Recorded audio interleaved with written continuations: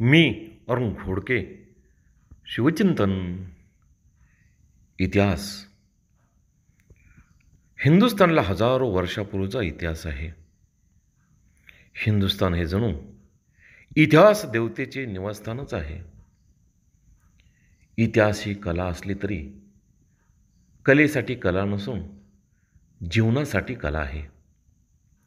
इतिहासकार हा भूतकाळाच्या शिळ्या स्वप्नांच्या धुंदीत झिंगून जगणारा कमलभक्षक उमर खय्याम नसून भूतकाळाच्या घटनांना मनाने मुनी आणि राष्ट्रांच्या आत्म्याचा दर्शनाने ऋषी झालेला द्रष्टा आहे. इतिहासाचा उद्देश रंजन नसून प्रबोधन आहे.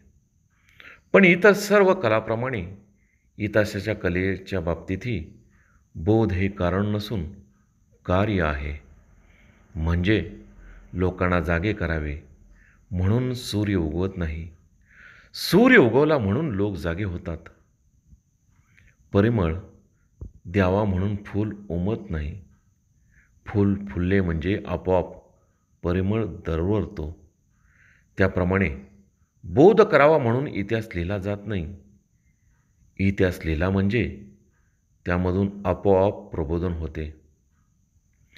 बोध हे इतिहासाचे कार्य असेल तर हिंदुस्थानच्या आणि विशेष करून इथल्या इतिहासापासून कोणता बोध घेण्यासारखे आहे? यादवांच्या काळापासून स्वराज्यापर्यंत शिवाजी महाराजांनी निर्माण केलेला इतिहास, यामधून खूप काही समजून घेण्यासारखे आहे.